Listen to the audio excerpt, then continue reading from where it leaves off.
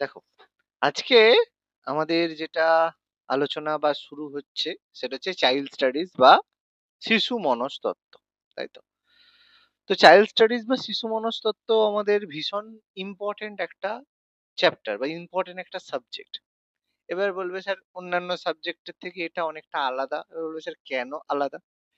তো child studies পড়ার ক্ষেত্রে আমাদের কিছু কয়েকটা জিনিস একটু মাথার মধ্যে রাখতে হবে। ভীষণ সিম্পল কিছু কথা, কিন্তু যেটা মাথার মধ্যে রাখাটা আমাদের খুবই প্রয়োজনীয়। কারণ অন্যান্য সাবজেক্ট পড়ার জন্য হিস্ট্রি পড়লে, জিওগ্রাফি পড়লে, কনস্টিটিউশন পড়লে, ম্যাথমেটিক্স করলে, যেটাই হোক করলে, সেক্ষেত্রে পড়ার এক ধরনের অ্যাপ্রোচ বা অ্যাটিটিউড থাকবে। কিন্তু চাইল্ড স্টাডিজ পড়ার ক্ষেত্রে অ্যাটিটিউড বা অ্যাপ্রোচটা কিন্তু একটু আলাদা হতে হবে। বলবে স্যার সেটা আবার কেন? আলাদা হওয়ার কি দরকার আছে? অন্যান্য সাবজেক্টের মতোই এটাকে কেন আমরা ভাবতে পারবো না? না ভাবতে পারার একটা কারণ হচ্ছে, এই চাইল্ড স্টাডিজ যে বিষয় বা শিশু মনস্তত্ত্ব যে বিষয়, এটা কোনো এরকম সাবজেক্ট নয় যে বইতে লেখা আছে যে বাবরের সঙ্গে ইব্রাহিম লোদির যুদ্ধ কবে হয়েছিল, তো সেটা 1526-এই হবে। তো এর বাইরে আর কোনো উত্তর হতে পারে না। এটা একটা পার্টিকুলার ব্যাপার। বা বললো 2-এর সাথে 3 যোগ করলে কত হবে? 5, তার বাইরে কিছু উত্তর হতে পারে না। বা ভূগোলে জিজ্ঞেস করলো যে ভারতের দীর্ঘতম প্রতিবেশী রাজ্য দেশ কোনটা? তখন আমরা বললাম চীন। ঠিক আছে? এর কোনো দ্বিতীয় উত্তর হতে পারে না। কিন্তু চাইল্ড স্টাডিজ এর ক্ষেত্রে কিন্তু একটা প্রশ্নের একাধিক উত্তর হতে পারে। সেই কারণে এই সাবজেক্টটা কিন্তু অনেকটা আলাদা। এবার বলবে স্যার একটা প্রশ্নে যদি একাধিক উত্তর হয় তাহলে তার মধ্যে কোনটা সঠিক উত্তর? এটা আমরা বুঝবো কি করে? তো সেটার জন্যই চাইল্ড স্টাডিজ ব্যাপারটাকে একটু ভালো করে বুঝতে হবে যে এটা অ্যাকচুয়ালি মানুষের বিহেভিয়ার বা একটা শিশুর যে বিহেভিয়ার বা মানে সে কি ভাবছে, সে কি রকম আচরণ করবে সেগুলো জানার ব্যাপার। এবার দেখো, তুমি একজন ছেলে বা তুমি একজন মেয়ে, তোমাকে যদি কেউ এখন ইয়ার্কি করে কিছু একটা, তোমার একটা একটা ডাক নাম হয়তো পেট নাম আছে যেটাতে তুমি রেগে যাও। এবার তোমাকে যদি আমি একবার বলি যে হয়তো একই সিচুয়েশনে একবার আমি তোমাকে যখন পেট নামে বললাম, তুমি কিছু না বলে চলে গেলে। কিন্তু আবার কি তোমার হয়তো মুডটা মানে খুব খেঁচে আছে, কেউ রাগিয়ে দিয়েছে তোমাকে, তখন কেউ যদি তোমাকে ইয়ার্কি করে তুমি তার সাথে মারপিট করবে, তাকে একটু মেরে ফেলবে। তার মানে সিচুয়েশন একই হলো, কথা একই হলো, কিন্তু পরিস্থিতি যখনই একটু আলাদা হলো বা পরিস্থিতি একই হলো, তোমার মানসিক সেই সময় স্টেবিলিটি আলাদা হওয়ার জন্য তুমি কি করলে? একটা পৃথক আচরণ করলে। অর্থাৎ মনোবিজ্ঞান বা সাইকোলজি ব্যাপারটাই এরকম, যেখানে যে এটাই হবে এটা কেউ বলতে পারবে না। তো এটা হতে পারে সেটা আমরা বলতে পারি, কিন্তু এটাই যে হবে সেটা কিন্তু আমরা বলতে পারি না। সেই কারণে কোন জিনিসটা সঠিকভাবে হবে এবং কোন জিনিসটার হওয়ার সম্ভাবনা বেশি, সেটাই কিন্তু তখন আমাদের উত্তর হবে। মানে যেটা বেশিরভাগ ক্ষেত্রে হয়েছে সেটাই কিন্তু আমাদের উত্তর হবে। তো সাইকোলজি পড়ার ক্ষেত্রে এই কয়েকটা জিনিস মাথার মধ্যে রাখতে হবে, তাহলে কিন্তু আমরা সাইকোলজি করতে পারবো। না হলে যদি পড়ো স্যার, আমি তো পড়েছি যে স্যার এই যে একজন শিক্ষক এবং ছাত্রের মধ্যে সম্পর্ক কেমন হবে, স্যার আমি একটা বইতে পড়েছি বন্ধুর মতো। আবার একটা স্যার বইতে পড়েছি স্যার পিতা মানে পিতা মানে পিতা পুত্রের মতো। তো স্যার কোনটা উত্তর হবে? তো এরকম প্রশ্ন আসবে। তো প্রশ্ন আসলে তোমাকে প্রকৃতভাবে জানতে হবে কোনটা ঠিক আর কোনটা ঠিক না হলেও কিছুটা ঠিক। তোমাকে সেগুলো অপশন ওয়াইজ দেখতে হবে, আলোচনা করতে হবে, বুঝতে হবে সেই সংক্রান্ত ব্যাপার। ওকে? আশা করি বোঝাতে পেরেছি। এবার সাইকোলজি পড়ার সময় ১ম এ বললাম একটা মাইন্ডসেট দরকার। সেই মাইন্ডসেটটা হচ্ছে যে এরকম নয় যে এটা একটা বিষয়, যেটা পড়বো সেখান থেকে আমি কমন কিছু প্রশ্ন পেয়ে যাবো। সেই প্রশ্নগুলোর আমি উত্তর দিয়ে দেবো, ব্যাস আমার সাইকোলজি পড়া হয়ে গেল। বা এখানে এই চ্যাপ্টার গুলো আছে পড়ে নেবো তাহলেই আমার সাইকোলজি পড়া হয়ে গেল, সেরকম ব্যাপার। ব্যাপারটা কিন্তু সাইকোলজি ব্যাপারটা কিন্তু সেরকম কখনোই নয়। এর ডেফিনেট 100% যে এতগুলো স্যার চ্যাপ্টার আছে, এতগুলো চ্যাপ্টার পড়ে নিলেই আমি সাইকোলজি জেনে যাব, সেরকম কিন্তু কোনো ব্যাপার না। ঠিক আছে? তো এটা আমরা সবই বুঝি যে একটা মানুষকে আমরা 50 বছর ধরে দেখছি, কিন্তু 50 বছর পরে সে একটা কিন্তু পৃথক আচরণ করতেই পারে। আর একটা মানুষকে আমরা দুদিন ধরে দেখছি, সে পৃথক আচরণ নাও করতে পারে। ফলে একজন মানুষ কি, কখন, কোন সিচুয়েশনে কি মনস্ক হচ্ছে সেটা কিন্তু আমাদের হাতে নেই। ফলে মানে সাইকোলজি কখনোই যে 100% কারেক্ট এটা হতে পারে না। এটা একটা এস্টিমেট করে যে এটা হতে পারে। ওকে? আশা করি বোঝাতে পারছি। এই মাইন্ডসেট গুলো কিন্তু থাকাটা ভীষণ দরকার। না হলে কিন্তু সাইকোলজিটা বুঝতে একটু অসুবিধে হবে। এবার দেখো, ১ম এ বলা হয়েছে যে গ্রিক দার্শনিক একজন ছিলেন, তার নাম ছিল অ্যারিস্টটল। তোমরা নাম শুনেছো, গ্রিক দার্শনিক ছিল অ্যারিস্টটল, যে আমাদের আলেকজান্ডার দ্য গ্রেট, যেটা যাকে হচ্ছে আমরা সিকান্দার বলে থাকি। আলেকজান্ডার মেসিডোনিয়ার রাজা ছিলেন আলেকজান্ডার। তো সেই গ্রিক দার্শনিক আলেকজান্ডার প্রথমবার মনোবিদ্যার একটা পৃথক অনুশীলনের প্রস্তাব দিয়েছিলেন। তো তিনি প্রথম কনসিডার করেছিলেন যে মনোবিজ্ঞানের জন্য, যে আমরা যেমন শারীরিক অনুশীলন করি, যে যেমন দৌড়ানোর জন্য আমাদের অনুশীলন করতে হয়, যে চলো দৌড়তে হবে, সুইমিং করতে হবে, সাঁতার কাটার জন্য, ক্রিকেট খেলার জন্য যেমন ব্যাটিং প্র্যাকটিস করতে হবে, সেরকম মনোবিজ্ঞানের জন্য কিন্তু আমাদের অনুশীলনের প্রয়োজন রয়েছে। এরকম নয় যে হ্যাঁ মন তো আছে, তার আবার কি অনুশীলন করবো, তাহলে কি মনকে নিয়ে যে বাজারে নিয়ে যাব বা মাঠে নিয়ে যাব দৌড়তে, এরকম ব্যাপার না, এরকম কোনো ব্যাপার না। ব্যাপারটা হচ্ছে যে যখন এই যে সিচুয়েশন গুলো হবে, মনকে পৃথকভাবে অনুশীলন করতে হবে। মানে তোমাকে কি বলা হলো, কেউ তোমাকে একটু বিভিন্ন সিচুয়েশনে রাগিয়ে দিল, তোমাকে বললো যে এই এরকম হয়েছে। এবার তুমি ছোটবেলায় যে বিষয়ে যে জিনিসে রিয়াক্ট করতে, বড়বেলায় দেখো সেই জিনিসে আর রিয়াক্ট করো না। তুমি জানো যে এই বিষয়ে যদি আমি একটু রিয়াক্ট করি তাহলে আমার সমস্যা হবে। তোমার বন্ধু যদি তোমাকে একটু রাগিয়ে তোমাকে খারাপ কথা বলে, তুমি তাকে সঙ্গে সঙ্গে উল্টে একটু খারাপ কথা বা তাকে একটু মানে মেরে দিতে পারো বা মারপিট করতে পারো বা বলতে পারো তোর সাথে কথা বলবো না, কিছু একটা করতে পারো। কিন্তু তোমার যদি যেখানে অফিসে কাজ করছো তার বস যদি তোমাকে কিছু খারাপ কথা বলে, তখন দেখো তুমি চাইলেও দেখো তার সাথে খারাপ ব্যবহার করতে পারো। কারণ তুমি জানো, তুমি যদি তাকে খারাপ বলো তাহলে তোমাকে সে চাকরি থেকে বের করে দেবে। তার মানে তোমাকে সেই অ্যাটিটিউডটা শিখতে হয়েছে, কিন্তু ছোটবেলায় তোমার সেই যে ধারণা সেটা তোমার ছিল না। কিন্তু যত তুমি বড় হয়েছো তত তুমি বুঝতে পেরেছো যে একই ঘটনা যদি দুজন করে, দুজনের সাথে তোমাকে কিন্তু পৃথকভাবে আচরণ করতে হবে। এবং সেই জন্য কি প্রয়োজন, অনুশীলন প্রয়োজন। যত তুমি যদি ভাবো হ্যাঁ ঠিক আছে আমি তার সাথে এরকম করবো, তার সাথে এরকম করবো, সেরকম হয় না। তুমি যদি সেই নিজে মনটাকে অনুশীলন না করো, তাহলে দেখবে তুমি যে আচরণ বন্ধুর সাথে করছো সেই আচরণ তোমার বসের সাথেও করে ফেলছো, তাকেও তুমি উল্টোপাল্টা শুনিয়ে দিয়েছো। ফলে তার জন্য একটা পৃথকভাবে একটা অনুশীলনের প্রয়োজন রয়েছে। তো বিজ্ঞানী গ্রিক দার্শনিক ছিলেন অ্যারিস্টটল, তিনি প্রথম এই প্রস্তাবটা করেছিলেন। সেখানে ম্যাসিডোনিয়াতে আলেকজান্ডার থেকে শুরু করে প্রত্যেকেই এরকম অনুশীলনের ব্যবস্থা করা হতো এবং অনেকেরই এই জিনিসগুলো করা হতো। বিজ্ঞানী উইলিয়াম জেমস, তিনি বলেছেন যে মনোবিজ্ঞান হলো চেতনার বিজ্ঞান, যে মনোবিজ্ঞান হচ্ছে চেতনার বিজ্ঞান। আমাদের মধ্যে যে কনসিয়াসনেস আছে, আমাদের যে বিভিন্ন জিনিসের যে কনসাস হই যে হ্যাঁ এটা ঠিক এটা ভুল, তার পেছনে একটা সায়েন্স কাজ করে, যে সেটাই আমাদের হচ্ছে মনোবিদ্যা। যেমন তোমাকে একটা প্রশ্ন করা হলো যে একটা ছেলে, একটা হচ্ছে ছেলে, সে হচ্ছে দুদিন ধরে খেতে পেলো না, পায়নি, সে সবার কাছে খাবার চাইছে, কেউ তাকে খেতে দেয়নি, সে কি করেছে, একটা রুটি চুরি করে নিয়ে পালিয়ে যাচ্ছে। ঠিক আছে, তাহলে অ্যাজ এ তুমি এবার বলো যে সেই ছেলেটা ঠিক কাজ করেছে না ভুল কাজ করেছে। এবার তুমি যদি উত্তর দাও হ্যাঁ ঠিক কাজ করেছে, কেউ তাকে খেতে দেবে না কেন, তার মানে তুমি বলছো যে ঠিক আছে তার মানে চুরি করাটা ঠিক কথা। তখন তুমি বলবে না না চুরি করাটাও তো ঠিক না। তাহলে চুরি করাটা যদি ঠিক না তাহলে সে চুরি করলো সেটাও তো ভুল কথা। তাহলে ব্যাপারটা তুমি হয়ে গেলে, তুমি তখন দোটানার মধ্যে পড়বে যে কোনটা ঠিক। তাকে তাকে যে খেতে দেয় না সেটা তো সে ভুল করেছে, কিন্তু তার জন্য সে যে চুরি করলো সেটা তো সে ভুল করেছে। তাহলে সে কি ঠিক কাজটা করেছে? তাহলে তোমার মধ্যে এই কনসিয়াসনেস বা চেতনাটা থাকা দরকার যে কোনটা ঠিক আর কোনটা ভুল। তোমাকে তাহলে বুঝতে হবে যে সে যে চুরিটা করেছে সে অভাবের তাড়না বা খিদার তাড়না করেছে। তার কাছে আর কোনো অপশন ছিল না এবং সেটা না হলে তার জীবন সে সারভাইভ করতে পারবে না বা মারা যাবে। সেই কারণে তাকে চুরি করতে হয়েছে। সেই কারণে সেটা অনেকটা জাস্টিফাইড মনে হতে পারে। বা আমরা মনে করব যে হ্যাঁ, সেটা ঠিক আছে। কিন্তু কোনো মানুষ তার প্রয়োজন নেই কিন্তু সে তবুও চুরি করছে। তখন তো সেটা জাস্টিফাইড হবে না। সেটাই বলা হচ্ছে। তো আমাদের মধ্যে এই চেতনাটা থাকা দরকার যে কোন চুরিটা ঠিক, মানে ঠিক বলাটা ভুল, যে জাস্টিফাইড মানে সঙ্গত, যে করাটা মানে উচিত নয়। কিন্তু ঠিক আছে কোনো অসুবিধা নেই। But we can adjust it। আর কোন চুরিটা একদম ঠিক না। যেটা আমাদের ম্যাডাম চুরি করছেন, সেই কয়লা চুরি, গরু চুরি যেসব ব্যাপার আছে সেগুলো তো আর জাস্টিফাইড নয়। সেরকম ব্যাপার। ঠিক আছে?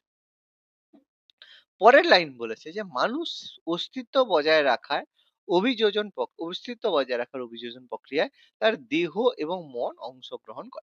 এই যে আমরা বসবাস করছি, আমাদের অস্তিত্ব বজায় রাখার জন্য আমাদের কি হয়, আমাদের যে দেহ এবং মনকে অংশগ্রহণ করতে হয়। না হলে আমরা অভিযোজন বা আমাদের অ্যাডাপ্টেশন হবে না। অ্যাডাপ্টেশন বা অভিযোজন কথাটার মানে কি? যে তুমি ছোটবেলায় কেউ যদি তোমাকে একটু রাগিয়ে দিত, তুমি তার সাথে লড়াই করতে, ঝগড়া করতে। তুমি যখন বড় হয়েছো দেখেছো যে সবার সাথে সব প্রশ্নের উত্তর দেওয়াটা বা সবার সাথে লড়াই করাটা ঠিক না। তাহলে তোমার মধ্যে সেই অ্যাডাপ্টেশন বা অভিযোজন এসেছে। তুমি জানো কোন কথার উত্তর দিতে হবে, কোন কথার উত্তর দিতে হবে না। কোন আচরণটা করা উচিত, কোন আচরণটা করা উচিত নয়। তার মানে সেই বৈশিষ্ট্যগুলো তোমার মধ্যে অ্যাডাপ্টেড হচ্ছে। মানে সেই বৈশিষ্ট্যগুলো তোমার মধ্যে অভিযোজন হচ্ছে।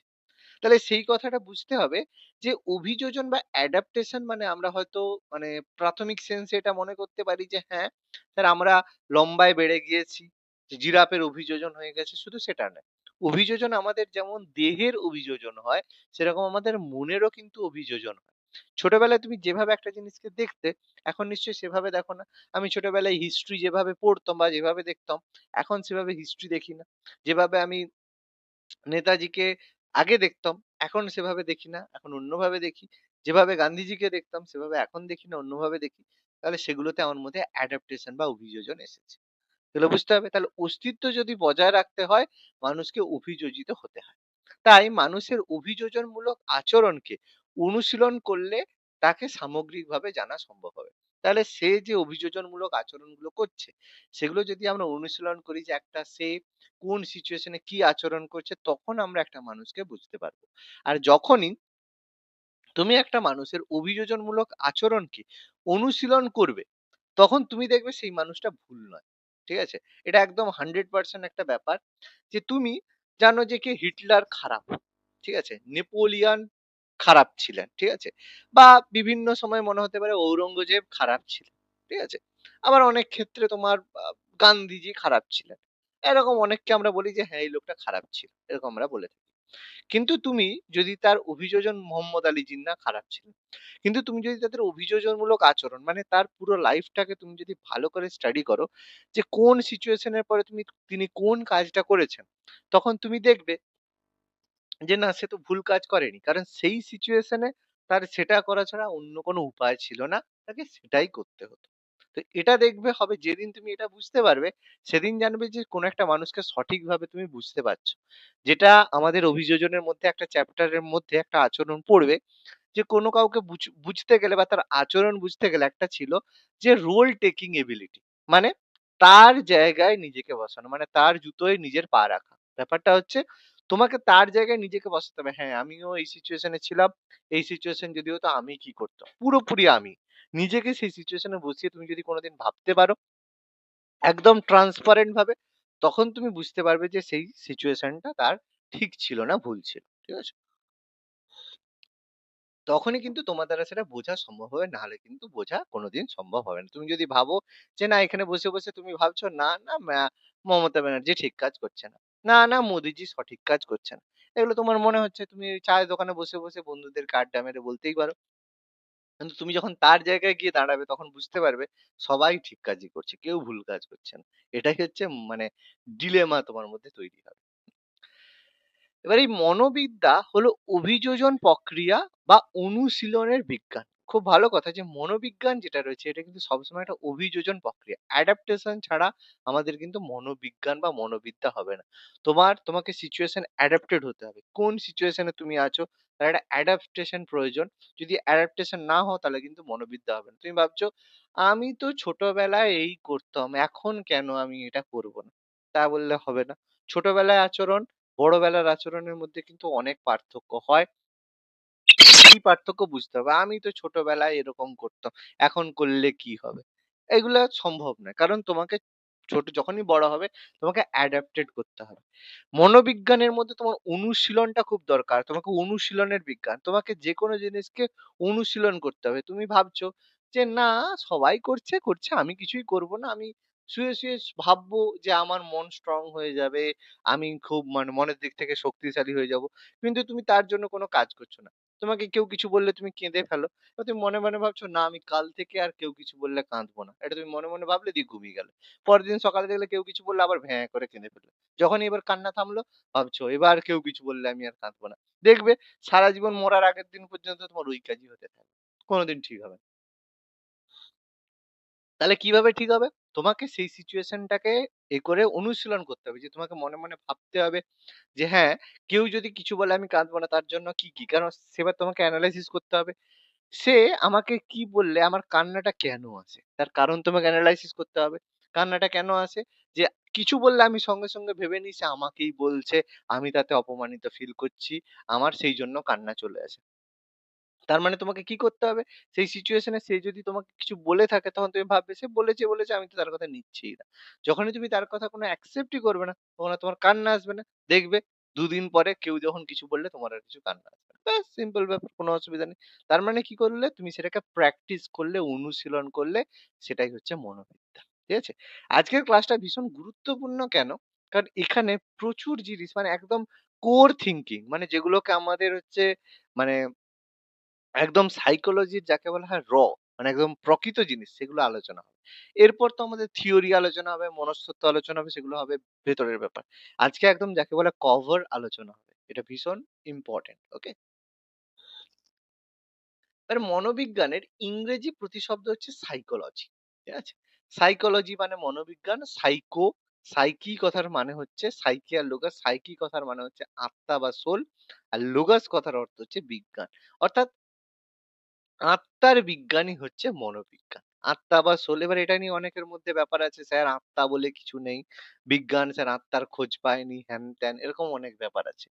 তো দেখো এখানে অনেক ব্যাপার আছে যে মানে যেগুলো আমাদের অ্যান্সার আমাদের সায়েন্স দিতে পারে না। তো সেগুলোকে আমরা সুপার ন্যাচারাল বলে থাকি। এবার তার কারণ কি, কি ব্যাপার অনেক কিছু রয়েছে। তো এই আত্মার বিজ্ঞান নিয়ে অনেকে আত্মাকে মানে সোল ব্যাপারটাকে অ্যাকসেপ্ট করে না। আবার অনেকে মনে করে যে সোল বা আত্মা রয়েছে বিভিন্ন ধরনের এক্সপেরিমেন্টের উপরে হয়ে থাকে। তো যাই হোক, আমাদের যে সাইকোলজি কথা এই যে আত্মা বা সোল কথাটাকে বলা হচ্ছে, এই আত্মাটাকে আমরা বেসিক্যালি বলবো মনোবিজ্ঞান হচ্ছে আমাদের বিবেকের বিজ্ঞান। ঠিক আছে? এটা খুব ভালো করে বুঝবে যে মনোবিজ্ঞান এরকম নয় যে আত্মার বিজ্ঞান কথাটা যে বলছে, যে আত্মা হোক না হোক সেটা ম্যাটার করছে না। ঠিক আছে? আত্মা থাকুক না দেখুক, আমরা এখানে আত্মা বলতে বলছি বিবেকের কথা। মানে আমাদের যে বিবেক বুদ্ধি বলা হয় সেই বিবেকের কথা। মানে কোন জিনিসটা ঠিক কোন জিনিসটা ভুল সেটা তোমার বোঝার দরকার। যে তুমি দেখছো তোমার সামনে একজন মানুষকে কেউ মারছে। ঠিক আছে? তাহলে তুমি কি করলে? দেখলে ও আমাকে তো মারেনি বা আমার ঘরের কাউকে তো মারেনি বা আমার ঘরের লোকের সাথে কিছু হয়নি। তুমি সেখান থেকে চলে গেলে। তার মানে তোমার বিবেক সেই জায়গায় রেসপন্স করলো না। তো সেটাই হচ্ছে আমাদের তখন বলা হয় যে এই লোকটার আত্মা মরে গেছে। তো অ্যাকচুয়ালি আত্মা তো মরে যায়নি। আত্মা বেঁচেই থাকে। মানে তার বিবেক যেটা রয়েছে কোন জিনিসকে যে ঠিক না ভুল সেটা বিচার করার ক্ষমতা তার চলে যাচ্ছে। ঠিক আছে? তো মিলার এই জন্য বলেছেন যে দর্শনের যে শাখায় মানুষ আত্মা নিয়ে আলোচনা করে সেটাই হচ্ছে মনোবিজ্ঞান। সিম্পল কথা। আচ্ছা। এবার মনোবিজ্ঞানের বিভিন্ন শাখা। আমাদের যে সাইকোলজি রয়েছে, সেই সাইকোলজির মধ্যে আমরা বহু রকমের ফিল্ডে আমরা আলোচনা করি। যেমন আমরা জিওগ্রাফি যখন পড়ি, সেখানে অনেকগুলো ফিল্ডে আলোচনা করি। ফিজিক্যাল জিওগ্রাফি, তারপর হচ্ছে আমাদের যেখানে আমরা বিভিন্ন মানে ভূপ্রাকৃতিক অঞ্চল নিয়ে আলোচনা করি, নদ-নদী নিয়ে আলোচনা করি। তারপরে স্বাভাবিক উদ্ভিদ নিয়ে আলোচনা করি, মৃত্তিকা নিয়ে আলোচনা করি, শিল্প নিয়ে আলোচনা করি। বহু জায়গা নিয়ে আমরা আলোচনা করে থাকি। মনোবিজ্ঞানে বহু জায়গা নিয়ে আমাদের আলোচনা হয়ে থাকে। সেরকম ভূগোলে অনেকগুলো জিনিস নিয়ে আলোচনা হয়ে থাকে। সেরকম মনোবিজ্ঞানেও কিন্তু বিভিন্ন শাখার আলোচনা হয়ে থাকে। যেখানে আমরা বিভিন্ন জিনিসকে নিয়ে আলোচনা করতে পারি। ঠিক আছে? বিভিন্ন সাইকোলজি নিয়ে আমরা বিভিন্ন জিনিস নিয়ে আমরা আলোচনা করি। যেমন ১ম এ একটা হচ্ছে ফিজিওলজিক্যাল সাইকোলজি।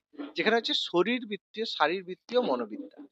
যেখানে আমাদের দৈহিক গঠনের পরিপ্রেক্ষিতে মানসিক প্রক্রিয়াকে মনোবিজ্ঞানের যে শাখায় আলোচনা করা হয় তার নাম হচ্ছে দেহ তত্ত্বগত মনোবিদ্যা।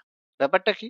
যে আমাদের যেসব ইন্দ্রিয় রয়েছে, সেন্সেস রয়েছে, যেসব পেশি রয়েছে, যেসব মাসল রয়েছে, যেসব গ্রন্থি রয়েছে, যেসব গ্ল্যান্ড রয়েছে, মস্তিষ্ক রয়েছে, আর পুরো যে স্নায়ুতন্ত্র রয়েছে, সেগুলো নিয়ে যখন আলোচনা হবে, যেখানে আলোচনা করা হবে কিভাবে কাজ করলে বা কি করলে আমাদের যে ইন্দ্রিয়গুলো রয়েছে, সেগুলো সঠিকভাবে কাজ করবে।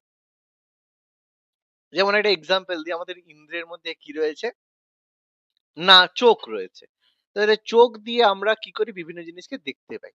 তো কোন জিনিস কাজ করলে যে চোখ দিয়ে দেখো, চোখ দিয়ে তোমাকে একটা জিনিস বলা হলো যে, "দেখো তো, এই আমি একটা তোমাদের ছবি দেখাচ্ছি। এই একটা গ্লাস রয়েছে। ঠিক আছে? এই যে একটা গ্লাস রয়েছে, তাতে অর্ধেক এরকম জল ভর্তি রয়েছে।" ঠিক আছে? এবার তোমাকে বলা হলো যে সেটা একটা টেবিলের উপরে রয়েছে। ঠিক আছে? সেটা টেবিলের উপরে একটা গ্লাস এরকম রয়েছে। তাতে অর্ধেক এরকম জল রয়েছে। ভালো কথা। এবার আমি যদি তোমাকে জিজ্ঞেস করি, আচ্ছা তুমি কি দেখতে পাচ্ছ? তখন একজন বলবে যে, "স্যার আমি দেখতে পাচ্ছি একটা গ্লাস।" একজন বলবে, "স্যার আমি একটা গ্লাস দেখতে পাচ্ছি।" একজন এটা বলবে। একজন বলবে, "স্যার আমি দেখতে পাচ্ছি গ্লাসে অর্ধেক জল আছে।" আরেকজন বলবে, "স্যার আমি দেখতে পাচ্ছি গ্লাসটা অর্ধেক খালি আছে।" আরেকজন বলবে, "স্যার আমি দেখতে পাচ্ছি যে টেবিলের উপরে একটা গ্লাস রাখা আছে।" ঠিক আছে? এরকম তার মানে বিভিন্ন অনেক ৫ জন স্টুডেন্ট ৫ টা উত্তর দিল। তাহলে ৫ জনের উত্তর কি ভুল? নিশ্চয়ই না। এবার বিভিন্ন রকম উত্তর। অনেকে বলবে, "স্যার আমি দেখতে পাচ্ছি যে গ্লাসের যে জলটা সেটা স্যার হচ্ছে মনে হচ্ছে মানে একটু নোংরা আছে গ্লাসের জলের মধ্যে।" তার মানে বিভিন্ন লোকে বিভিন্ন জিনিস দেখলো। তাহলে কে ভুল দেখলো, কে ঠিক দেখলো?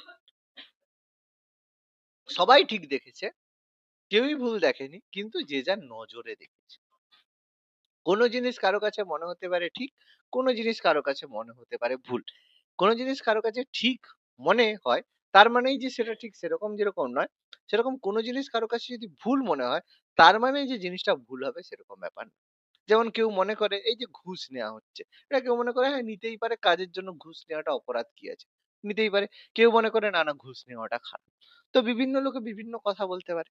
তার মানে মনোবিজ্ঞান এই যে ইন্দ্রিয়গুলোকে সঠিকভাবে কোনটা ব্যবহার, যে যার মাধ্যমে আমরা চোখ দিয়ে যেন সঠিক জিনিস আমরা দেখি, আমরা ভালো জিনিস যেন দেখি, খারাপ জিনিস যেন অ্যাভয়েড করি।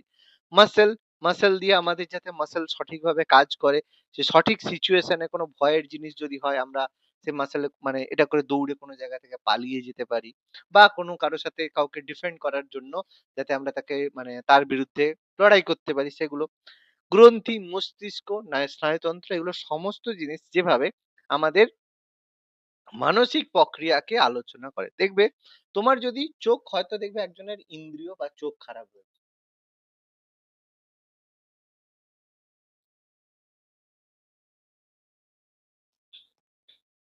কেউ দেখবে কোনো ব্যক্তির যদি চোখ বা নাক যদি চোখ যদি হয়তো খারাপ রয়েছে, তখন দেখবে সেই লোকটা দেখবে অটোমেটিকই নিজের মনের দিক থেকে ভাবে, "আমি তো অন্ধ, আমার দ্বারা কিছু হবে না, আমাকে ভিক্ষে করেই খেতে হবে।" এটা দেখবে অনেকের মনে হবে। কিন্তু যখনই চোখ থাকে তখনই দেখবে সে করতে পারে। এবার একটা লোককে দেখবে সে চোখ বন্ধ করে সে দেখবে কোনো একটা কাজ করে নিচ্ছে ঘরের মধ্যে। কিন্তু যখনই দেখবে সে যদি অন্ধ হয়, তার যদি চোখ হয়তো না থাকে সে দেখবে তখন সেই কাজটাই করতে পারছে না। কারণ সম্পূর্ণ কি হলো সেটা মানসিক প্রক্রিয়া। আবার অনেকে দেখবে অন্ধ অবস্থাতেই বই লিখে ফেলছে, বিভিন্ন ধরনের মানে ক্রিকেট খেলে ফেলছে, বিভিন্ন ধরনের অ্যাক্টিভিটি করে ফেলছে। তার মানে সে মনের দিক থেকে জানে আমি এটা করতে পারবো, তাই জন্য সে করতে পারছে। তার মানে এই যে ইন্দ্রিয়, মস্তিষ্ক এগুলো কি করে? আমাদের মানসিক প্রক্রিয়াকে বিভিন্নভাবে প্রভাবিত করে। তোমার বিভিন্ন জায়গায় ইন্দ্রিয় কিন্তু অনেক সব জায়গায় বাধা হয় না। কিন্তু অনেক সময় ইন্দ্রিয় আমরা মনে করি যে চোখ দিয়ে আমরা দেখছি। আমরা কিন্তু অ্যাকচুয়ালি চোখ দিয়ে দেখি না। আমরা দেখি আমাদের যে ব্রেইন দিয়ে, মাথা দিয়ে। অনেক সময় ওইজন্য দেখবে কোনো একটা হয়তো হয়তো গাড়ির চাবি নিচে ফেলে এসছো, ঘরে ফেলে এসছো, আনতে এসছো। এবার তুমি চারিদিকে খুঁজছো, ঘরের চাবি খুঁজে পাচ্ছ না। এবার কেন পাচ্ছ না? তবে দেখবে হঠাৎ কিন্তু তোমার সামনেই পড়ে আছে। কিন্তু তুমি দেখতে পাচ্ছ না। কেন পাচ্ছ না? কারণ তুমি ভাবছো যে ইস! নিচে গাড়িটা চলে যাবে, ঝট করে আমাকে চাবিটা নিয়ে যেতে হবে। তোমার মন রয়ে গেছে সেই নিচের দিকে। কিন্তু তোমার মন এখানে নেই। ফলে তুমি যত চারিদিকে তাকাও, কোনমতে আর চাবি চোখে পড়ছে না। তোমার চোখের সামনেই পড়ে থাকবে। তার মানে তুমি দেখছো চাবিটা। কিন্তু ব্রেইন তোমাকে আইডেন্টিফাই করতে পারছে না যে হ্যাঁ, ওই তো চাবি পড়ে আছে। দেখবে এটা অনেক সময় হয়ে থাকে। এটা সবারই হয়ে থাকে। তার কারণ তুমি মানে মানসিক প্রক্রিয়ার সাথে সেটা যুক্ত হচ্ছে না। ঠিক আছে? এবার সমাজ মনোবিদ্যা, সোশ্যাল সাইকোলজি মানুষের কি হয় সমাজ প্রকৃতি এবং তার সমস্যা সম্পর্কে জ্ঞান যোগায় মনোবিজ্ঞানের যে শাখায় হচ্ছে সমাজ মনোবিদ্যা। দেখো, সমাজে যদি থাকতে হয়, ঠিক আছে? তোমাকে সমাজের প্রকৃতি, তাদের সমস্যা সম্পর্কে জানতে হবে। তুমি যদি না জানো তাহলে সমস্যা আছে। তুমি ভাবছো হ্যাঁ, আমি তো চাকরি করি। ঠিক আছে? আমি জব করি, আমি চাকরি করি। কে কি ভাবলো আমার জানার দরকার নেই। আমি যা খুশি ড্রেস পরবো, যা খুশি করব, আমি যার সাথে খুশি ঘুরবো, যেভাবে খুশি ঘুরবো। তুমি বলতেই পারো। ঠিক আছে? কোন একটা জায়গায় আছো তুমি ভালো সেলারি পাও। তো বলবে আমার এবার অনেকে দেখবে বলে যে আমি কি পাড়ার লোকের পয়সা খাই না ঘুরি। এরকম অনেকের মেন্টালিটি আছে। কোন সমস্যা নেই। ওইজন্য দেখবে কেউ কিছু বললে, "কি হলো? আমি কি আপনার পয়সা খাই নাকি?" দেখবে ডাইরেক্ট মুখের উপর বলে দেয়। সে ইনকাম করে বলে এরকম কথা বলে দেয়। তার মানে কি? সে সমাজের যেসব নিয়ম কানুন সে মানতে পছন্দ করে না। যা আমি মানব না। আমি কারো কথা মানব না। ঠিক আছে। তো কি হবে? এতে সমাজ কি করবে? তখন তাকে বলবে, "ঠিক আছে, মানার দরকার নেই, কোনো অসুবিধা নেই।" তো সমাজ কি করবে? তাকে সবসময় একটু ডিট্যাচ অবস্থায় রাখবে। সে যদি কোনো জায়গা দিয়ে যায় দেখবে কেউ তার সাথে কথা বলবে না। বা কোনো যদি অনুষ্ঠান হয় বাড়ির বিয়ে বাড়ি বা বার্থডে বা কোনো কিছুতে তাকে ডাকবে না। পুজোর সময় তার সাথে কেউ ঘুরতে যাবে না। যার সাথে সে কলেজের যেরকম কলিগ আছে তাদের সাথেই যাবে, যার সাথে কাজ করে। সমাজে যে পাড়া প্রতিবেশী কেউ তার সাথে যোগাযোগ করবে না বা রাখবে না। বলে ঠিক আছে। সে বলবে, "হ্যাঁ, ঠিক আছে। অত আমার দরকার নেই। আমি থাকতেই পারি, কোনো অসুবিধা নেই।" এবার হঠাৎ করে তুমি একদিন অসুস্থ হয়ে গেলে। তুমি ঘরে হয়তো একাই থাকো বা তোমার ঘরে হচ্ছে বাবা-মা হচ্ছে অসুস্থ রয়েছে। এবার তুমি হয়তো জবে গিয়েছো, তোমার বাবা-মা, বৃদ্ধ বাবা-মা ঘরে অসুস্থ হয়ে গেছে। পাড়ার লোক কি তখন এসে বলবে, "আচ্ছা, আচ্ছা, অসুস্থ হয়ে গেছে, নিয়ে চলো।" সে বলবে, "ও তো কারো সাথে মিশে না। ওর ঘরে কি হচ্ছে না হচ্ছে আমার কি বয়ে গেছে?" সে এসে কোনো কিছু করবে না। সে এসে মানে সেই লোকেরা এসে, পাড়ার লোকেরা এসে কোনো কিছু সাহায্য করবে না। তুমি ঘরে এসে দেখলে তোমার বাবা-মা মানে ডেড হয়ে পড়ে আছে বা খুব অসুস্থ হয়ে গেছে। তখন তুমি বলবে, "দেখেছো? সবাই স্বার্থপর। কেউ আজকে মানুষের মানে কাজ করছে না, মানুষকে দেখে না।" আরে বাবা, তুমিই তো মানুষের সাথে মিশতে পারো না। সমাজে থাকার মতো তুমি তো কোনো কাজ করোনি। তাহলে তুমি সমাজ থেকে কি এক্সপেক্ট করো? তাহলে তোমাকে কি করতে হবে? অবশ্যই সেই সমাজে থেকে সেই সমাজের সম্পর্কে জানতে হবে। সমাজের সমস্যা সম্পর্কে তোমার জ্ঞান থাকতে হবে। যে এই সমাজের যেসব নিয়ম কানুন আছে সেগুলো তোমাকে মানতে হবে। এবার হ্যাঁ, তার মানে এই নয় যে সমাজ তোমাকে যা বলবে তাই মানতে হবে, সেরকম নয়। তুমি দেখবে যে তার মধ্যে কতটা তোমার মানা উচিত, কতটা তোমার মানা উচিত নয়। সেটা তুমি একটা বাউন্ডারি তোমাকে রাখতে হবে। ঠিক আছে? অনেকে দেখবে বলবে কেউ চাইছে না। সে চাইছে না বলে তুমি কিছু করছো না। সেটাও করা উচিত নয়। ফলে দেখতে হবে কোনটা ঠিক কোনটা ভুল সেই সম্পর্কে তোমার একটা জ্ঞান থাকা দরকার। সেই কারণেই আমরা মানুষ হচ্ছে সমাজবদ্ধভাবে বাস করি এবং সমাজবদ্ধভাবে বাস করি বলেই আমরা মানুষ। নাহলে আমরা মানুষ কি করে হলো? ঠিক আছে? ওইজন্য তুমি যদি শহরে থাকো, শহরে থাকলে দেখবে টাকা পয়সা প্রচুর পাবে। অনুষ্ঠানেও প্রচুর যেতে পারবে। কিন্তু কোনো আন্তরিকতা পাবে না।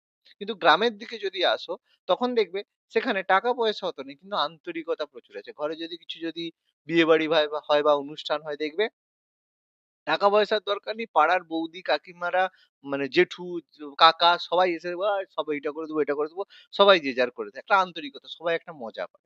কিন্তু যদি শহরে যাও, ক্যাটারার আছে, ক্যাটারারকে পয়সা দিবে, সবাই আসবে, খাবে-দাবে, হ্যাঁ, খুব সুন্দর হয়েছে। পেছনে গিয়ে বলে, "ইস! এত বাজে খাবার-দাবার, এত কম টাকার খরচ করেছে।" পেছনে তোমার বদনাম করে চলে যাবে। তো তুমি শহরে থাকো বা গ্রামে থাকো, মানুষের মানসিকতা কিন্তু ডিফারেন্ট। ফলে তোমাকে জানতে হবে সমাজে থাকার মতো তোমাকে একটা নিজেকে তৈরি করতে হবে। সেটা না হলে কিন্তু সমস্যা রয়েছে। শুধুমাত্র আজকের দিনে বাবা-মা এই ভুলটাই করছে যে বাচ্চাকে কিভাবে বাচ্চা আমার মানুষ হবে দেখার দরকার নেই। কিভাবে টাকা ইনকাম করতে পারবে সেটা খুব দরকার। ওইজন্য দেখবে আমাদের সময় কি হতো? তো আমরা মানে বিশেষ করে আমি নিজের ক্ষেত্রেও দেখেছি, বাড়িতে যদি কোনো আত্মীয়স্বজন আসতো, বাবা বলতো, "এই যে দেখো এ এসছে, এসে প্রণাম করো, একটু বসো" বা একটু বসলো, কথা বলল।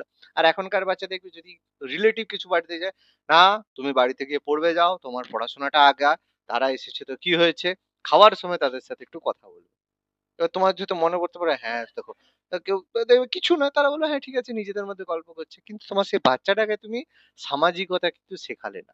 তুমি বাচ্চাটা যদি একদিন না পড়ে, সে মূর্খ হয়ে যাবে না। আর ছোট বাচ্চা তার মানে অরিজিনালি যা শিক্ষার দরকার সে অলরেডি পেয়ে যায়। সে যদি একদিন পড়তে না বসে, সে কিন্তু মূর্খ হয়ে যাবে না। তাকে হ্যাঁ, একটু পড়াবে, হ্যাঁ, একটু এসছে একটু কথা বলে নাও, দিয়ে ১০ মিনিট করে নাও, ১৫ মিনিট কথা বলে নাও, একটু প্রণাম করে নাও, একটু কথাবার্তা করে নাও, তারপরে সে পড়তে বসবে। কিন্তু দেখবে আজকালকার বাবা-মা, "না, একটু তুমি উঠবে না, তুমি পড়াশোনা করো, তারপরে কথা বলবে।" এবার দেখবে অনেক রকম গন্ডগোল আছে। ঠিক আছে? তো সেদিক থেকে কিন্তু আমাদের সচেতন হতে হবে সমাজ মনোবিদ্যায়। অর্থাৎ আমাদের বাচ্চাকে সামাজিক করাটা কিন্তু আজকের দিনে খুব দরকার। যেটা আমাদের আজকের দিনে ভীষণ অভাব হচ্ছে। তারপর রয়েছে শিল্প তত্ত্বগত মনোবিদ্যা, ইন্ডাস্ট্রিয়াল সাইকোলজি। দেখো, আমরা যদি কোনো জায়গায় তুমি যে বিভিন্ন জায়গায় জব করো, কেউ কোনো কোম্পানিতে জব করো, কেউ কোনো ব্যাংকে জব করো, কেউ কোনো হচ্ছে মানে তোমার ধরো ইন্স্যুরেন্স সেক্টরে কাজ করো, কেউ ধরো হচ্ছে মেডিকেল রিপ্রেজেন্টেটিভ হিসেবে কাজ করো। বিভিন্ন লোকেরা বিভিন্ন রকম কাজ করে। ঠিক আছে? তো সেই কারণে বিভিন্ন ফলে তুমি যেখানে কাজ করো, সেখানে বিভিন্ন মানসিকতার লোক থাকবে। তাদের বিভিন্ন আশা আকাঙ্ক্ষা থাকবে। ফলে কি হবে? সেখানে তোমাকে বিভিন্ন রকমের আলোচনার সম্মুখীন হতে হয়। এই জন্য দেখবে যে আমি বহু এরকম আমাদের হচ্ছে বন্ধু বান্ধবকে দেখেছি, অনেক স্টুডেন্টকে দেখেছি প্রচুর স্ট্রাগল করেছে যে চাকরি পেতে হবে স্যার, ঠিক আছে চাকরি পেতে হবে বন্ধু, ঠিক আছে পেলো। পেয়ে গিয়ে সে যখন চাকরিতে জয়েন করলো, বিশেষ করে আমি বিশেষ ক্ষেত্রে আমার অনেক মানে ফ্রেন্ডরা রয়েছে যারা পুলিশে চাকরি করে, তাদেরকে দেখেছি তারা চাকরিতে জয়েন করেছে, চাকরিতে খুব সুন্দরভাবে চাকরি পেয়েছে, এ করে জয়েন যখন করেছে, তারপরে যখন ১ মাস বা ৩-৪ মাস, ৫ মাস, ৬ মাস পরে যখন দেখা হলো, বললে, "কিরে কেমন তোমার হচ্ছে চাকরি হচ্ছে?" বললো, "দূর! কি বিরক্ত লাগছে সেখানে অফিসের মধ্যে যা পলিটিক্স। আমি যদি কাজ করি তখন বলবে, 'দেখো কেমন কাজ করছি।' যদি কাজ না করি তখন আমার সমস্যা।" দেখবে তুমি যদি কাউকে হেল্প করো তখনও সমস্যা। হেল্প না করো তাতেও সমস্যা। তুমি যেদিকে যাবে তোমার সেদিকেই তোমার সমস্যা হবে। তুমি যদি খাবার নিয়ে যাও তাহলেও সমস্যা, যদি না নিয়ে যাও তাহলেও সমস্যা। তুমি যা করবে তোমার অফিসে দেখবে সেই সমস্যা তোমার হতে থাকে। কারণ এই লোকটা চাইছে যে না এ প্রত্যেকে যেরকম খাবার আনলে ভালো। এবার বলছে কেউ যদি খাবার না নিয়ে আসে বাইরে খেতে চায়, দেখেছো কত পয়সা ঘর থেকে খাবার আনলে টাকাটা একটু বেঁচে যায় তার। মানে সে কিন্তু তার টাকা খরচ হচ্ছে না, তোমারই হচ্ছে। কিন্তু তাকে ভাবতে হচ্ছে সে দেখবে তোমাকে কমেন্ট করবে। এবার তুমি যদি তার বিরুদ্ধে করো যে আপনার কি যায় আসে? তুমি যদি বলে দাও, "কি এত মুখের উপরে এত বড়, বড় কথা? হ্যাঁ, দুদিনের চাকরি জয়েন করেছো, দুদিন এত বড়, বড় এখন থেকে কথা?" দেখবে তোমার পিছনে আবার কাঠি করছে। ফলে তুমি যেখানেই চাকরি করো বিভিন্ন মানসিকতার লোক কিন্তু তোমার মধ্যে আসবে, আশা আকাঙ্ক্ষা হবে। তুমি এভয়েড ও করতে পারবে না, আবার তাদের সঙ্গে টিকতেও পারবে না। ফলে তোমাকে সেদেরকে ট্যাকেল করা জানতে হবে। সেই জন্য তোমার মনোবিদ্যা দরকার, রাগাও যাবে না, আবার তাদের মানে হায় হা মেলানোও যাবে না। তোমাকে সেগুলো ট্যাকেল করার পদ্ধতি জানতে হবে। ওকে? তারপরে হচ্ছে অ্যাবনরমাল সাইকোলজি। অস্বাভাবিক মনের জন্য মনোবিদ। এটা ভীষণ ইম্পোর্টেন্ট একটা জায়গা। ভীষণ, ভীষণ ইম্পোর্টেন্ট একটা জায়গা। অস্বাভাবিক মনের জন্য মনোবিদ্যা। এটা দেখবে আমরা যখন ডাক্তার দেখাতে যাই, কেউ হয়তো যখন হয়তো অনেকের দেখবে হয়তো নার্ভের সমস্যা হচ্ছে। ঠিক আছে? নার্ভের সমস্যা হয়। নার্ভের সমস্যা মানে হঠাৎ করে দেখবে হয়তো বমি হচ্ছে, ভমিটিং হচ্ছে বা হাতের দেখবে হাত হয়তো কাজ করতে গিয়ে হয়তো একটু মানে অস্বস্তি করছে বা বিভিন্ন রকম সমস্যা হচ্ছে। তখন আমাদের কি বলে ডাক্তার বলে নার্ভের ডাক্তার দেখাতে। এবার যখনই নার্ভের ডাক্তার দেখাতে যাবে তোমাকে কয়েকটা জিনিস দেখতে হবে। সে নার্ভের ডাক্তারটা কেমন ডক্টর। ঠিক আছে? আমার কিছুদিন আগে একটা সমস্যা হচ্ছিল যে আমি যা খাচ্ছিলাম মানে খেতে দুপুরবেলা খেলাম। খাওয়া-দাওয়ার পরে যখন শুলাম, একটু যখন শুলাম ১ ঘন্টা পর থেকে প্রচুর বমি হলো, জব খাবার বেরিয়ে গেল। রাত্রেবেলা যখন খেয়ে দিয়ে শুলাম, ১ ঘন্টা পরে বমি হলো সঙ্গে, সঙ্গে মানে যত খাবার আছে সব বমি হয়ে গেল। রাত্রেও ঘুমোতে পারছি না, দিনেও ঘুমোতে পারছি না, শরীর অস্বাভাবিক খারাপ। অথচ সব আমি দেখছি যে সব নরমাল আছে কিন্তু কিছুই কি হচ্ছে বুঝতে পারছি না। চোখের ডাক্তার দেখালাম। আ কারণ একটু এই ল্যাপটপে তো প্রচুর কাজ করতে হয়। তো সেজন্য চোখের ডাক্তার দেখালাম। চোখের ডাক্তার দেখে বলল, "না চোখ ঠিক আছে, কোন সমস্যা নেই।" বাকি সব দেখালাম। মাইগ্রেনের ডাক্তার মাইগ্রেন বলল মনে হয় সম্ভবত মাইগ্রেন তার ওষুধ খাচ্ছি। কোন কিছুতেই ঠিক হচ্ছে না। তখন ডিসাইড করলাম যে নার্ভের ডাক্তার দেখাবো। ঠিক আছে? এবার নার্ভের ডাক্তার দেখাবো যখন ঠিক করলাম, সঙ্গে, সঙ্গে আমাকে কিছু লোক মানে বলল যে, "না, নার্ভের ডাক্তার আপনি দেখাবেন না।" একজন ডাক্তারের কথা ভাবলাম যে একে দেখাবো। সে সঙ্গে, সঙ্গে বলল, "না, আপনি দেখাবেন না।" বললাম, "কেন?" কারণ বলল, "তিনি সাইকিয়াট্রিক ডক্টর।" মানে তুমি যখন এই নার্ভের ডাক্তার দেখাতে যাবে, নার্ভ রিলেটেড টু কিন্তু ইওর মানে ব্রেইন। মানে ব্রেইনের সাথে কিন্তু সম্পর্ক রয়েছে। এবার যখনই তুমি দেখাতে যাবে, সঙ্গে, সঙ্গে কি হবে? তোমার নার্ভের প্রবলেমের জন্য কেউ ডক্টর আছে তোমার নার্ভকে মেডিসিন দিয়ে ঠিক করতে চাইবে। কেউ এটা ভাববে যে তোমার নার্ভের সমস্যা মানে তুমি নিশ্চয়ই মনে কিছু ভাবছো। তোমার মন নিশ্চয়ই অস্বাভাবিক কিছু ভাবছে সেই জন্য তোমার সমস্যা হচ্ছে।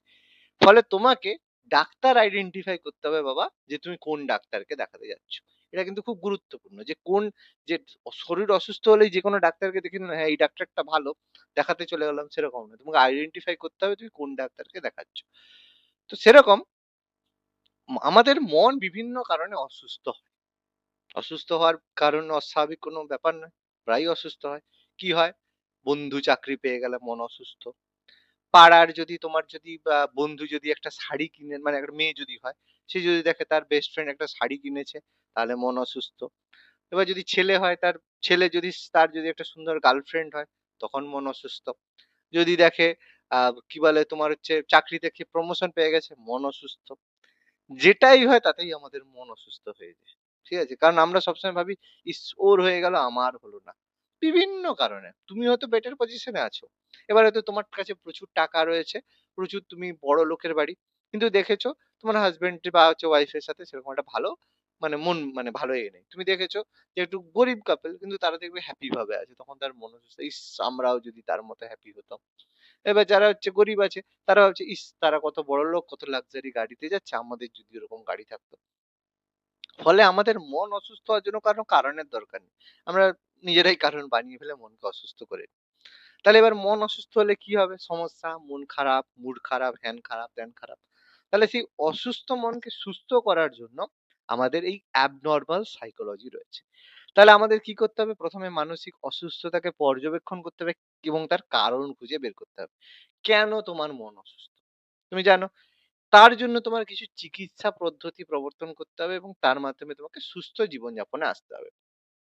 ফলে তোমাকে দেখতে হবে, কম্পেয়ার করতে হবে যে হ্যাঁ, আমার কাছে এটা আছে। তো তোমাকে কম্পেয়ার করতে হবে যে অন্য আরেকজনের কাছে, তার কাছে কি সেই জিনিসগুলো আছে? তুমি দেখলে না তার কাছে সেগুলো নেই। তার মানে তোমার কাছে যে আছে সেটা দিয়ে তোমার হ্যাপি হওয়াটা উচিত। নাকি এবার আমাদের মন সবসময় এরকম যেটা আমাদের কাছে নেই, সেটা আমরা চাই সবসময়। শাহরুখ খান ভাবছে আমার ছেলেটা যদি ট্যালেন্টেড হতো। আমার ছেলেটা যদি টাইগার শ্রফের মতো এরকম বডি-টডি বানাতে পারতো তাহলে কত ভালো হতো।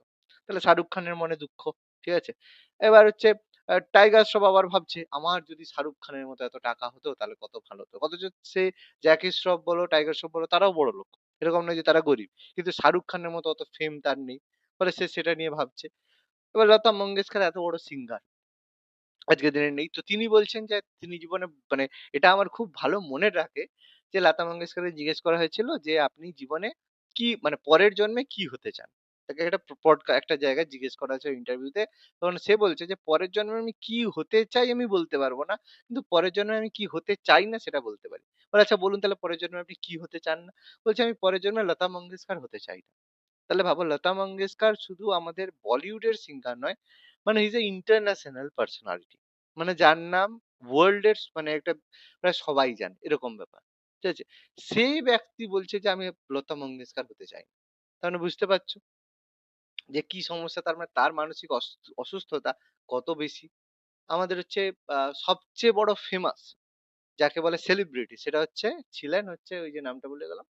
আ আরে খুব ভালো যে গান করতো মাইকেল জ্যাকসন।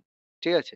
তার অসুস্থতার কথা বলছি না। মাইকেল জ্যাকসন ওয়ার্লড এর মধ্যে সবচেয়ে মানে কি বলবো? সবচেয়ে জনপ্রিয় সিঙ্গার ছিল ওয়ার্লড এর মধ্যে। এরকম না শুধু এর মধ্যে। পৃথিবীর সব দেশের লোকেরা তার গান শুনতো। এতটাই ফেমাস ছিল। তার অবস্থাটা কি বলবো? সে কিভাবে মারা গেল জানো। ঠিক আছে? তো এই অ্যাবনরমাল সাইকোলজি কিন্তু খুব গুরুত্বপূর্ণ যেটা যদি কোনো সাইকোলজিক্যাল ডিসঅর্ডার হয়, মনের দিক থেকে খারাপ হয়, বিভিন্ন ধরনের মনের মধ্যে চিন্তা ভাবনা আসে, হ্যান-ত্যান সুইসাইড মানসিকতা আছে, তার জন্য এই অ্যাবনরমাল সাইকোলজি রয়েছে। যেটা আমাদের সাইকোলজির একটা বড় পার্ট। এবার লাস্টের দিকে last but not the least যেটা তোমাদের পড়তে হবে সেটা হচ্ছে শিশু মনস্তত্ত্ব বা চাইল্ড সাইকোলজি। যেটাই অ্যাকচুয়ালি আমাদের পড়ার বিষয়বস্তু যেটা আমাদের পড়তে হবে। শিশু মনোতত্ত্ব কি?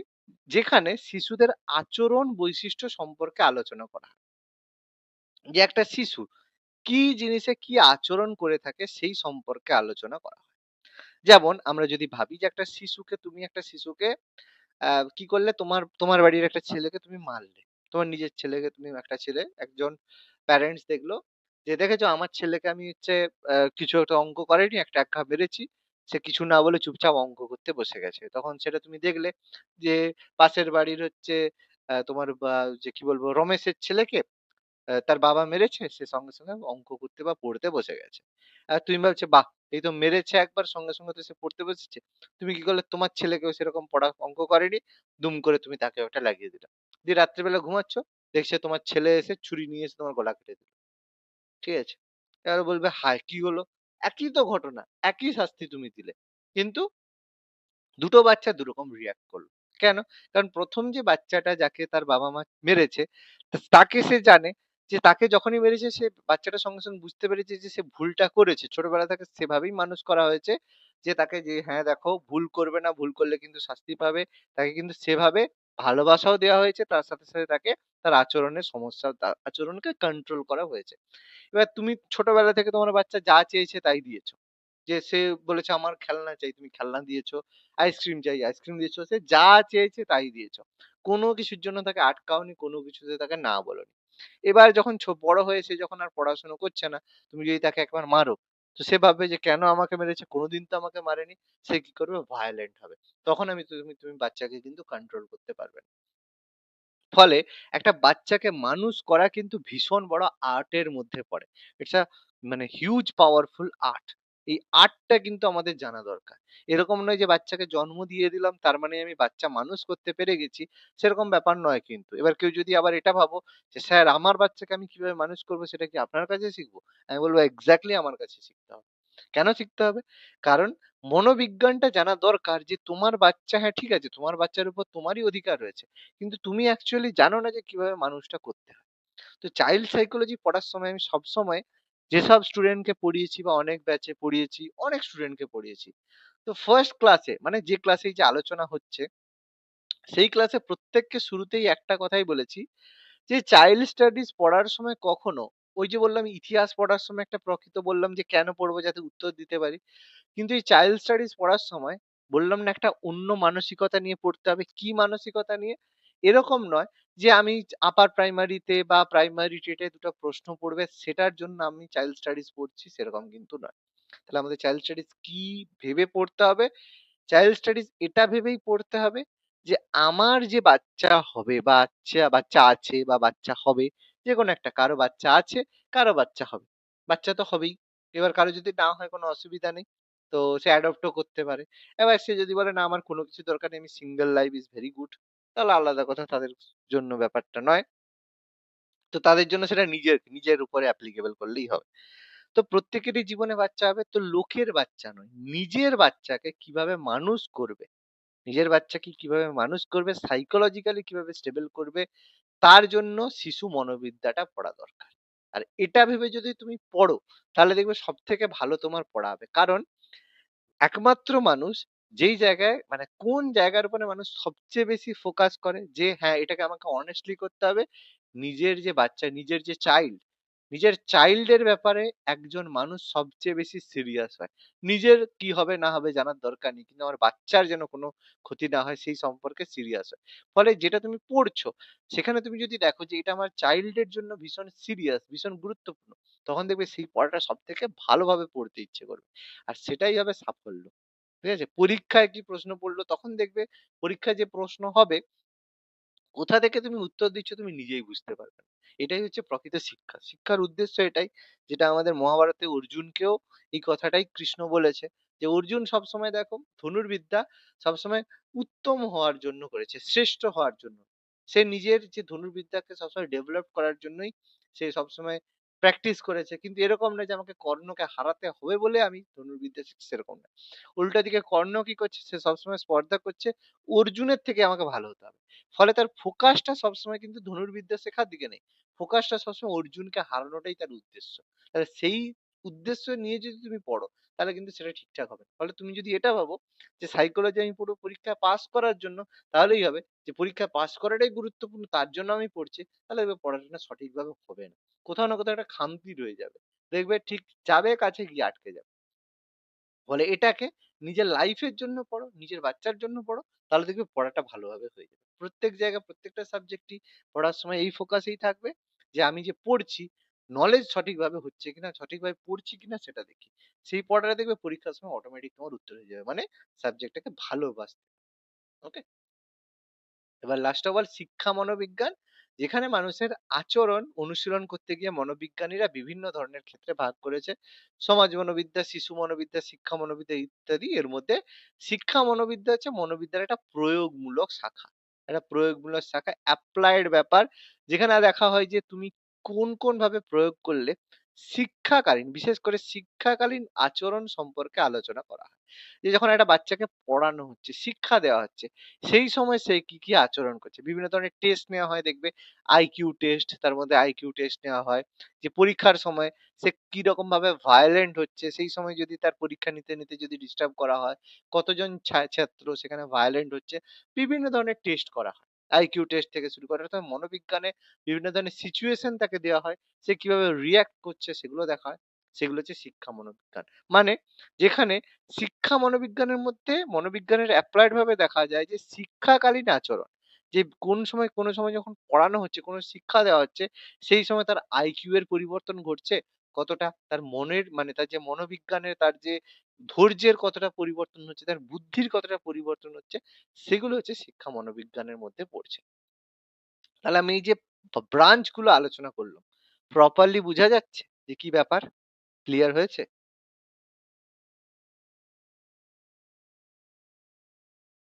হ্যাঁ স্যার। ওকে? বোঝা যাচ্ছে? এইভাবে কিন্তু সুন্দরভাবে আমাদের পড়তে হবে। সুন্দরভাবে পড়লে কিন্তু আমরা আস্তে, আস্তে বুঝতে পারবো যে আমাদের পড়াটা কোন দিকে যাচ্ছে। নাহলে কিন্তু সঠিকভাবে পড়াটা আমাদের হবে না। ঠিক আছে? আচ্ছা।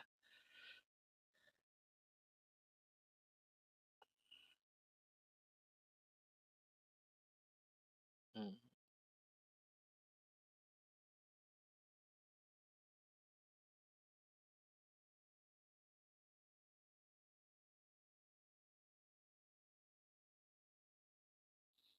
আচ্ছা।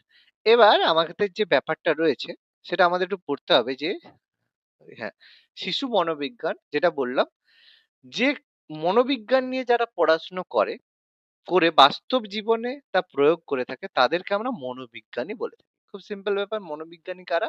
যারা এই মনোবিজ্ঞান নিয়ে পড়াশোনা করে বাস্তব জীবনে প্রয়োগ করে তাদেরকে আমরা বলি।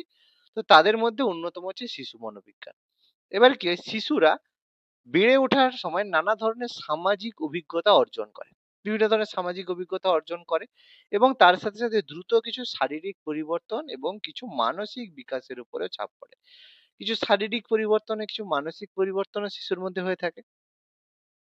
শিশু মনোবিজ্ঞান এইসব বিষয়ের উপরে লক্ষ্য রাখে যাতে শিশুর এই বেড়ে ওঠার সময় নানা ধরনের পরিবর্তন বা অভিজ্ঞতাগুলিকে খুব স্বাভাবিক এবং ইতিবাচক ভাবে কাজে লাগানো যেতে পারে। তার যে পরিবর্তন দেখবে, একটা যদি ছেলে বড় হয় বা একটা মেয়ে যখন বৃদ্ধি পায়, তার মধ্যে কিছু শারীরিক পরিবর্তন হয়, কিছু মানসিক পরিবর্তন হয়, সেগুলো যেন ইতিবাচক ভাবে হয়, সে যেন সেটাকে নেগেটিভ ভাবে না নেয়। যখনই দেখবে মেয়ে বা ছেলেদের মধ্যে শারীরিক পরিবর্তন হয়, তার দেখবে অপোজিট সেক্সের প্রতি একটা অ্যাট্রাকশন আছে। কোনো যদি অ্যাডোলেসেন্ট পিরিয়ডে কোনো ছেলে দেখবে মেয়ের দিকে অ্যাট্রাক্ট হয়, মেয়ে ছেলের দিকে অ্যাট্রাক্ট হয়, এগুলো নরমাল ব্যাপার। তো সেগুলো সে যেন ইতিবাচক ভাবে নেয়। সে যেন ভাবে না আমি কিছু খারাপ ভাবছি। এই সময় আমরা এগুলো পড়বো যে কোন বয়স সন্ধিকালে কি সিচুয়েশন হয়, কেন তার পরিবর্তন হয়, সব আমরা আলোচনা করব। তাহলে সেগুলো বাচ্চাকে বোঝাতে হবে যে এটা তোমার ন্যাচারাল ব্যাপার। কিন্তু এই সময়ে এটা ন্যাচারাল হলেও তোমার দায়িত্ব বা কর্তব্য কি সেটা তাকে বোঝাতে হবে। ফ্রয়েড বলেছেন শিশু যখন জন্মায় তখন তার মতিগতি থাকে একদম স্বার্থপর এবং ঔদ্ধত্যে ভরপুর। তখন বাচ্চা দেখবে জন্মায়, সে নিজেকে একটু ভিআইপি মনে করে যে সবাই তাকে নিয়ে ব্যস্ত থাকুক, সবাই তাকে নিয়ে থাকুক। সে দেখবে সবসময় তার প্রতি অ্যাটেনশন কম হলেই সে দেখবে চিৎকার করবে, মানে ঝামেলা করবে। ঠিক আছে? কিন্তু যত দিন, দিন সে বড় হয় সে তার ঔদ্ধত্য থেকে বেরিয়ে সামাজিক সংস্কার এবং রীতিনীতি বুঝে নিজের আদর্শ তৈরি করতে সক্ষম হয়। সে বুঝতে পারে যে না এটা করা ঠিক নয়, এটা করা ভুল। নীতি বুঝে সবকিছু বুঝে আস্তে, আস্তে নিজেকে স্টেবল করে। তো শিশুর মানসিক বিকাশের পেছনে অবশ্যই তার অভিভাবকের ভূমিকা অপরিসীম। তার যে বাবা-মা রয়েছে, তার বাবা-মার ভূমিকা তো সর্বোচ্চ। বাবা-মাই ডিসাইড করবে যে মানে ঠিক করবে।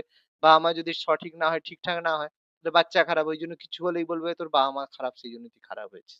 এটা বলে থাকে। তো অভিভাবকের ভূমিকা সবচেয়ে গুরুত্বপূর্ণ। শিশু কি পছন্দ করে, তাকে কোন জিনিস শেখাতে হবে, কোন খারাপ জিনিস ত্যাগ করতে হবে, সেগুলো তাকে শেখাতে হবে। এর শেখানোর মধ্যে কি করতে হবে? সুস্থ সম্পর্ক, তার সঙ্গে সেই জন্য আলাপ আলোচনা করতে হবে, মারামারি না করে আলাপ আলোচনার মাধ্যমে সুস্থ সম্পর্ক গড়ে তুলতে হবে। বড়দের সম্মান করা, নিজের ভালো মন্দ সঠিকভাবে বুঝতে পারা, পড়াশোনা বা অন্যান্য বিষয়ে মনোযোগী হওয়া, এইসব বা কোনো কিছু নিয়ে তার যদি কোনো দ্বিধা-দ্বন্দ্ব থাকে, সেই নিয়ে তার অভিভাবকের কাছে খোলাখুলিভাবে বলা, এইসবের উপরে নজর রাখতে হবে। যেন তার মধ্যে কোনো দ্বিধা বা ভয় বা ছোটবেলা থেকে যেন কোনো রকমের প্যানিক তার মধ্যে ক্রিয়েট না হয়। ঠিক আছে? এর বিশেষ কারণে যদি এর ঘাটতি দেখা যায় তখন মনোবিজ্ঞানীর কাছে এগুলো নিয়ে যেতে হবে। তারা বুঝতে পারবে, তারা যে হ্যাঁ বলবে, "স্যার এইরকম সমস্যা হয়েছে, কি করা যায়?" কারণ অনেক সময় অভিভাবকরা বুঝতে পারে না। সেজন্য তারা সাইকিয়াট্রিস্ট এর কাছে নিয়ে যায়। তো অভিভাবকরা নিজের সন্তানকে তাদের মতো করে বুঝতে পারে। কিন্তু অনেক সময় কি একটু বেশিই বুঝে যায়। তখন সমস্যাগুলো বুঝতে না পেরে তারা ভুল পদ্ধতি দিয়ে মেটানোর চেষ্টা করে। শিশু রেগে যাচ্ছে, যা চাইছে তা দিয়ে দিচ্ছে। ফলে বেশিরভাগ ক্ষেত্রে ক্ষতিকারক না হলে অনেক সময় এর ফল ক্ষতিকারক হয়ে যায়। এইজন্য মনোবিজ্ঞানীর প্রয়োজন। এবার আজকালকার প্রায় সমস্ত স্কুলগুলিতে মনোবিজ্ঞানীর বিশেষভাবে নিযুক্ত করা হয়। যেগুলো ইউরোপের প্রায় সমস্ত দেশে কিন্তু এরকমভাবে রয়েছে। ইন্ডিয়াতে এটা নেই। ফলে তারা বুঝতে পারে সারাদিন যে শিশুরা কি আচরণ করছে। তারা বুঝতে পারে যে কোন জিনিসে অতিরিক্ত চাঞ্চল্য, ভয় পাচ্ছে কোনটা, পড়াশোনা বা অন্য বিষয়ে কেন তার অমনোযোগিতা রয়েছে, সে কোন জিনিসে কেন অমনোযোগী হচ্ছে, পড়াশোনা করতে গিয়ে তার কেন অমনোযোগিতা, কি কারণে তার ভয় আসছে, ভয় পাচ্ছে সে, সেগুলো নিয়ে মনোবিজ্ঞানীরা আলোচনা করে। তাহলে এবার এইগুলো বুঝে মনোবিজ্ঞানীরা কি করে? শিশুর আসল সমস্যার কারণগুলো বুঝতে সাহায্য করবে। ফলে এইভাবে আমাদের বুঝতে হবে যে মনোবিজ্ঞানীর কাজ এটাই। ওকে? আমরা পরের দিন আলোচনা করব ভীষণভাবে কিভাবে শিশু মনোবিজ্ঞান বুঝবে। মানে একটা শিশুকে বোঝার জন্য তোমার কি, কি কর্তব্য রয়েছে? তোমাকেও তো একজন মনোবিজ্ঞানী হতে হবে। নাহলে তুমি তোমার শিশুকে কিভাবে বুঝবে? তো তার জন্য প্রপার পয়েন্ট আলোচনা করব যে ভালোভাবে লক্ষ্য করতে হবে। তারপরে আরো কি তুলনা করা যাবে না, হ্যান-ত্যান প্রচুর ব্যাপার রয়েছে। তো সেগুলো আমি পরের দিন আলোচনা করব এবং তার সাথে আলোচনা করব যে কিছু, কিছু মানসিক ব্যাধি বা কিছু, কিছু মানসিক ডিসঅর্ডার তৈরি হয়ে যায় বাচ্চার এই সময়ের ক্ষেত্রে। তো সেই ডিসঅর্ডার গুলো কেন তৈরি হয়? তার সলিউশন কি? কি করা উচিত? সেগুলো পরের দিন আলোচনা হবে। ভীষণ গুরুত্বপূর্ণ টপিক পরের দিন হবে, সেটা কিন্তু আমরা আলোচনা করব। ওকে? সবার টপিকটা ক্লিয়ার হয়েছে আজকের? হ্যাঁ স্যার।